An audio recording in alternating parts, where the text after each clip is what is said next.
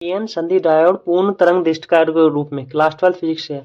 पूर्ण तरंग दृष्टिकारी वह उपकरण है जो प्रत्यावर्ती धारा को दृष्ट धारा के रूप में परिवर्तित करता है, इसलिए इसे पूर्ण तरंग दृष्टिकारी कहते हैं। परिपथ की संरचना एवं बनावट। प्रत्यावर्ती धारा स्रोत में ट्रांसफार्मर की प्राथमिक कुंडली को पीछे जोड़ देते हैं। ये प्रत्यावर्ती धारा स्रोत है, ट्रांसफार्मर की प्राथमिक कुंडली पीछे जोड़ दिया जाता है।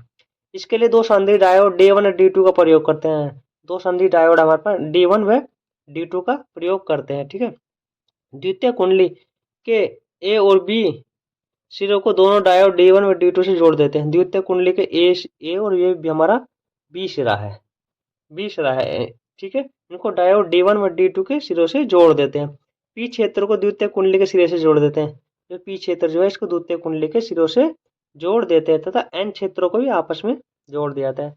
जो डायोड के जो एन क्षेत्र है, ये एन क्षेत्र इनको भी आपस में जोड़ दिया जाता है।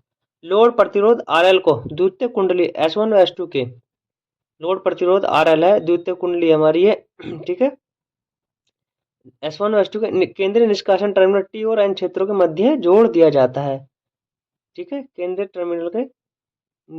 निष्कासन टर्मिनल T जो है को N क्षेत्रों के मध्य RL को जोड़ दिया जाता है। ठीक है, जोड़ दिया जाता है। अब इसकी रचना या बनावट के बारे में देखते हैं। निवेशी प्रत्यावर्ती वोल्टेज के प्रथम धनात्मक अर्धचक्र में द्वितीय कुंडली का ए सिरा बी के सापेक्ष धनात्मक, जिसके कारण D1 अग्र अभिनत तथा D2 उत्क्रम अभिनत की स्थिति में रहता है। इस प्रकार इस स्थिति में धारा D1 से CD की ओर बहने लगती है तथा D2 में धारा शून्य हो जाती है। अर्थात धारा D1 से लोड प्रतिरोध CD की ओर बहती है। CD की ओर बहती है धारा जो हमारी ये D1 में C से D की ओर बहती है। D1 अग्र अभिनत और D2 उत्क्रम अभिनत की स्थिति में हो जाता है और D2 में अर्थात कोई धारा नहीं बहती है, धारा का प्रवाह शून्य होता है। इस प्रकार दूसरे अर्धचक्र में ए सिरा धनात्मक तथा बी सिरा ऋणात्मक तथा बी सिरा धनात्मक होता है। अर्थात डायोड D2 अग्र अभिनत और D1 उत्क्रम अभिनत की स्थिति में हो जाता है। इस प्रकार धारा D2 से CD की ओर बहने लगती है अर्थात D1 में धारा का मान शून्य हो जाता है।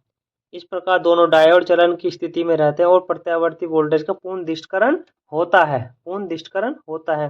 फिगर से देखते हैं, जब हमारा D2 जो है ये अग्र अभिनत की स्थिति में हो जाता है और D1 उत्क्रम अभिनत की स्थिति में हो जाता है, क्योंकि दूसरा अर्धचक्र है और इसमें धारा C से D की ओर बहने लगती है।